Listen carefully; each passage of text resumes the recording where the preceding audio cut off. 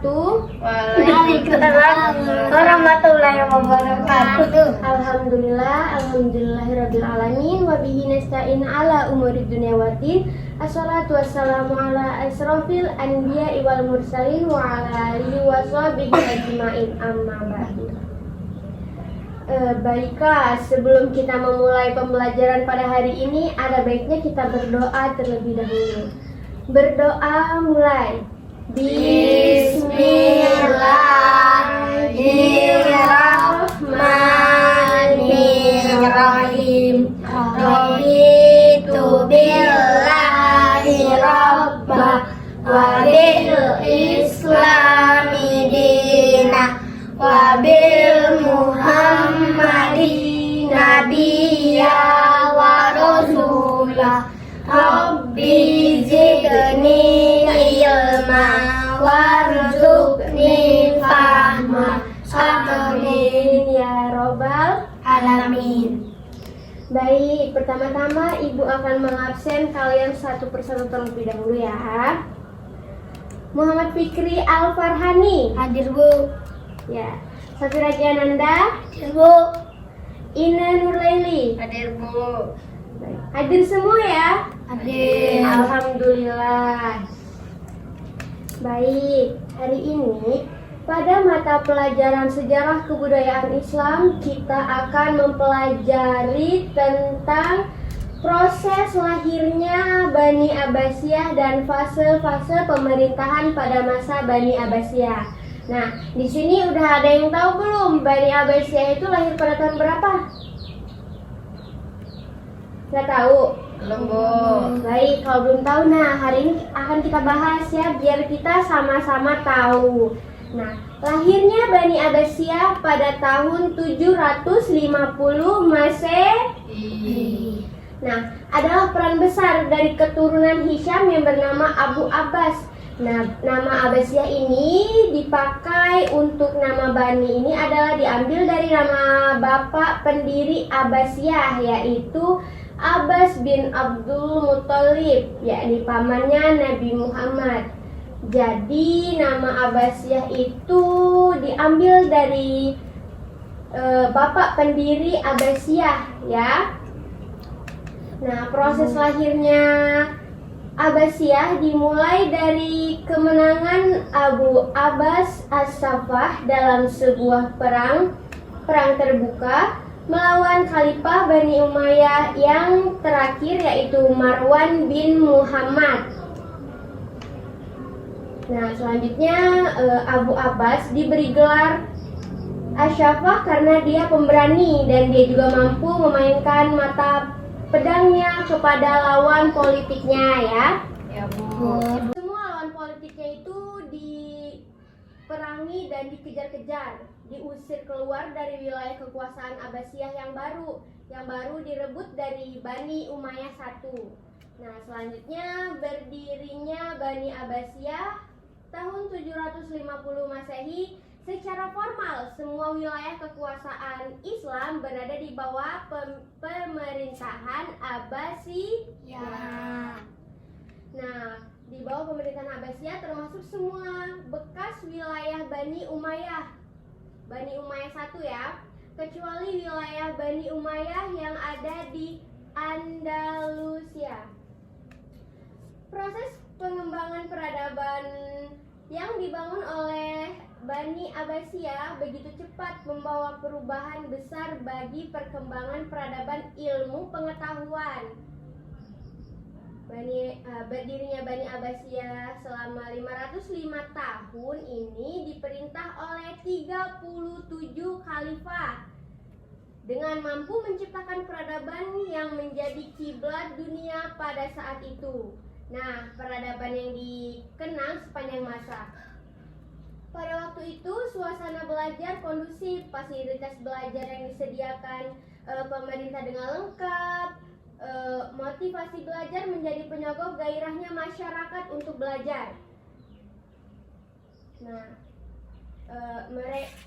masyarakat mendatangi tempat-tempat belajar seperti kutab, madrasah maupun perguruan tinggi seperti universitas. Nah, Universitas yang terkenal pada masa itu adalah Nizamiyah yang dibangun oleh Perdana Menteri Nizamul Muluk dari Khalifah Harun ar-Rasyid. Khalifah Harun ar-Rasyid itu sendiri terkenal sebagai khalifah yang sangat cinta pada ilmu pengetahuan, baik belajar maupun dalam hal membangun fasilitas belajar seperti sekolah, perpustakaan, menyediakan guru, dan membentuk gerakan terjemahan. Selanjutnya, Abu Abbas Ash-Shafah sebagai pendiri Bani Abbasiyah, masa kepemimpinannya sangat singkat, yakni hanya 4 tahun memerintah. Akan tetapi mampu menciptakan suasana dan kondisi Abbasiyah yang steril dari keturunan Bani Umayyah sebagai lawan politik yang baru dikalahkan dan dikuasainya. Selanjutnya, sikap tegas dan berani yang ditunjukkan oleh Khalifah Abu Abbas Ash-Shafah ketika membuat kebijakan pada saat berdirinya Bani Abbasiyah dengan berani memberantas semua keturunan Umayyah dari wilayah yang dikuasainya. Dampak dari kebijakan tersebut dapat dilihat dari suasana pusat wilayah Abbasiyah yang baru menjadi kondusif dan berkembang pada peradaban dan keadilan oleh Khalifah Abu Ash-Shafah. Ya. Keberhasilan Abu Ash-Shafah menaklukkan Daulah Umayyah I ternyata mendapat dukungan besar dari tentara bayaran yang sengaja didatangkan oleh Abu Abbas, seperti Abu Muslim al-Qurasyad. Abu Muslim adalah relawan berkebangsaan Persia yang sengaja disewa oleh keluarga Abbasiyah untuk membantu menaklukkan kekuasaan Bani Umayyah I.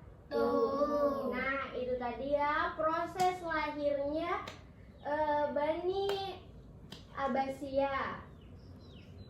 Selanjutnya, Ibu akan menjelaskan tentang fase-fase pemerintahan Bani Abbasiyah. Ada yang tahu apa aja fase-fasenya? Gak ada, Bu. Oh, baik. Nah, jika belum, sekarang Ibu akan memberitahu kalian tentang fase-fase tersebut. Pemerintahan Bani Abbasiyah yang berlangsung selama 505 tahun pemerintahan oleh 14 khalifah dapat diklasifikasi menjadi 5 fase pemerintah. 5 fase pemerintahan. Baik, yang pertama ada fase pembentukan pada tahun 750 Masehi sampai 875 Masehi atau 132 Hijriah sampai 232 Hijriah.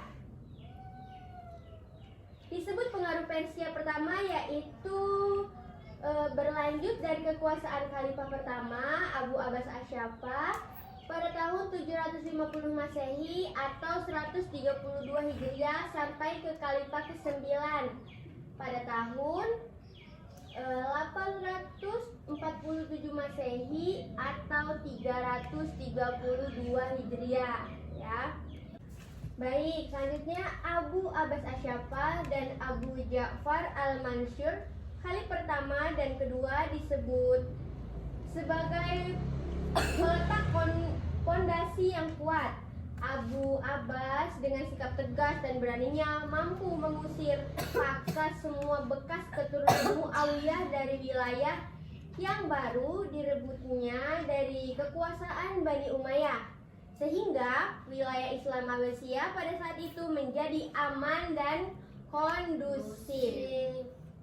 Nah, sedangkan Khalifah Abu Ja'far al-Mansur terkenal sebagai penerus kebijakan Khalifah pertama dengan merintis berdirinya Baitul Hikmah atau perpustakaan. Nah, Abu Ja'far juga membuat kebijakan memindahkan ibu kota Abbasiyah dari Damaskus ke wilayah yang lebih luas dan jauh dari pengaruh Bani Umayyah I, yaitu Baghdad di wilayah Persia. Di wilayah Persia. Ya. Baik, di wilayah Persia. Nah, selanjutnya Khalifah Harun ar-Rasyid, Khalifah kelima, pembangun peradaban ilmu pengetahuan dengan menyediakan berbagai fasilitas pendidikan bagi masyarakat luas, mahasiswa, ulama, atau para pecinta ilmu pengetahuan. Harun ar-Rasyid ini membangun lembaga-lembaga pendidikan seperti kutab, madrasah, dan perguruan tinggi seperti University Nizamiyah, Universitas Naisabur, dan lain sebagainya. Nah, itu tadi ya fase pertama dari Bani Abbasiyah. Baik, selanjutnya ada fase kedua pada tahun 232 Hijriah sampai 334 Hijriah, atau sama dengan 847 Masehi sampai 945 Masehi. Nah, fase kedua ini dikenal dengan pengaruh kekuasaan Turki pertama. Fase ini dimulai dari Khalifah ke-10, yakni Al-Mutawakkil. Pada fase ini, perkembangan peradaban masih bisa berkembang, akan tetapi tidak sepesat fase sebelumnya. Peradaban ilmu dan peradaban lainnya seperti membangun istana, masjid, dan kota masih tetap berjalan dengan baik. Baru pada akhir abad ke-9, pada saat terjadinya disintegrasi atau pecahnya kekuasaan Islam menjadi wilayah-wilayah kecil yang lepas dan merdeka dari pemerintahan Abbasiyah sebagai pusat pemerintahan Islam. Nah, pada waktu itulah proses pengembangan peradaban mulai menurun, tetapi para pelajar dari Eropa masih berbondong-bondong belajar di pusat-pusat peradaban, baik di Baghdad maupun kota-kota di Andalusia. Dalam hitungan para pakar sejarah bahwa masa ini masih masuk dalam masa kejayaan peradaban Islam. Fase ini banyak pembesar istana berasal dari bangsa Turki, terutama yang bekerja sebagai pengawal istana dan pengawal khalifah. Selanjutnya fase ketiga, yakni pada tahun 334 Hijriah atau 447 Hijriah, atau sama dengan 945 Masehi sampai 1055 Masehi. Fase pengaruh dinasti Buhaywid atau disebut juga pengaruh Persia. Fase ini dikenal dengan masa disintegrasi di kekuasaan dinasti Abbasiyah dan Muluk Tawaif dinasti Umayyah II Andalusia. Nah, wilayah-wilayah jauh Abbasiyah seperti di Afrika Utara dan di India, mereka itu meminta merdeka dari Abbasiyah. Nah, Tuluniyah dan Fatimiyah di Mesir serta Idrisi di Maroko dan Sabak Takim di India mengumumkan merdeka dan lepas dari kekuasaan pusat Abbasiyah. Nah, pada fase ini perkembangan ilmu masih berjalan meskipun sudah menurun. Mahasiswa dari Eropa tetap belajar di pusat-pusat peradaban Islam, baik di Baghdad maupun di Andalusia. Masih diramaikan dengan kegiatan belajar mengajar. Karya-karya monumental dari Muhammad Al-Khawarizmi, Al-Libra, Al-Jabar dalam bidang matematika dan logaritma, serta karya Ad-Dawa, Al-Qanun fil Al-Qanun fil Asy-Syifa dari ilmuwan Umayyah Andalusia seperti Ibnu Sina, Ibnu Zur masih menjadi idola para pelajar Eropa untuk mempelajarinya. Baik, selanjutnya yakni fase keempat pada tahun 447 Hijriah sampai 590 Hijriah. Nah, dalam sejarah fase keempat ini disebut dengan fase kekuasaan Bani Suljuk atau dalam sejarah sering juga disebut dengan nama fase pengaruh Turki kedua. Kegiatan ilmu pengetahuan masih berjalan seperti yang dikembangkan oleh Bani Abbasiyah dan Umayyah di Andalusia. Meskipun bersifat konservatif atau berjalan di tempat di wilayah Islam seperti Mesir telah berkobar perang salib menghadapi kaum Nasrani yang berlangsung selama 2 abad. Nah, perang salib itu berlangsung selama 2 abad. Lama ya.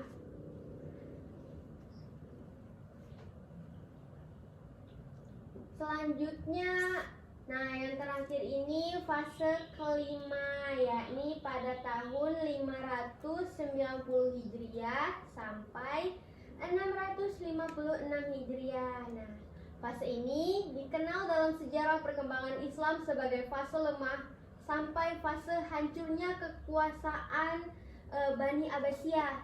Nah, jadi pada fase kelima atau fase terakhir ini Bani Abbasiyah itu mengalami kehancuran ya. Setelah terjadi disintegrasi dan perang salib dalam wilayah Islam, maka kekuasaan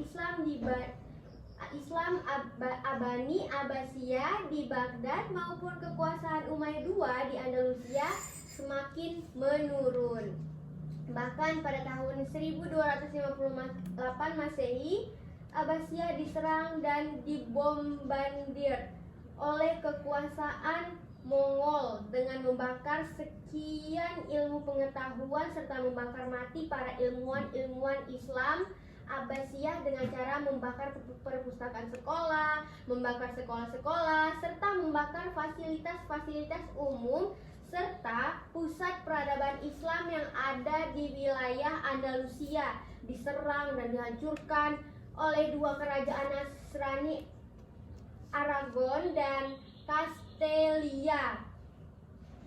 Maka lengkapnya hancurnya Islam pada fase ini, kondisi peradaban Islam di Baghdad pada saat itu hancur lebur.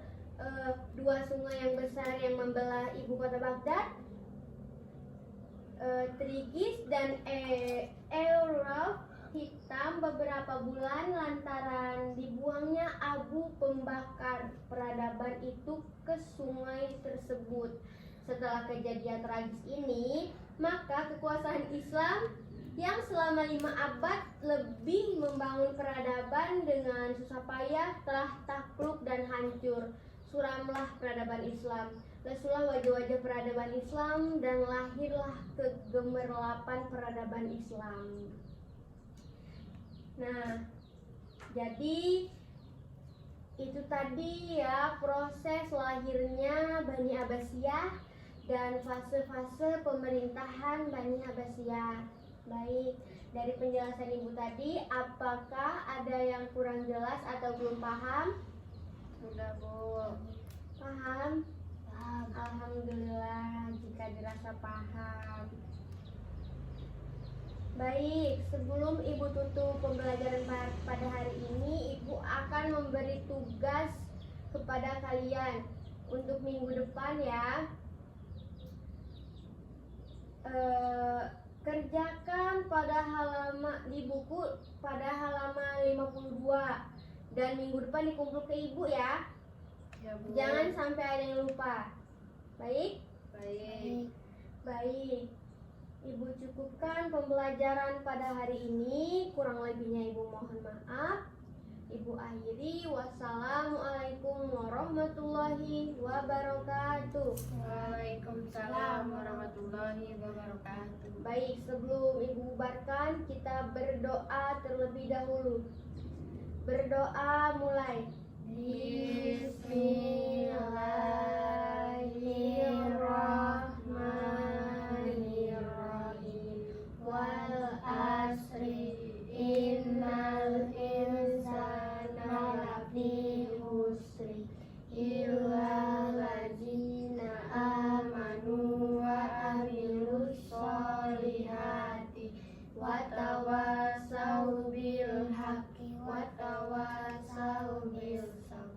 Sadaqallahul adzim. Baik ya.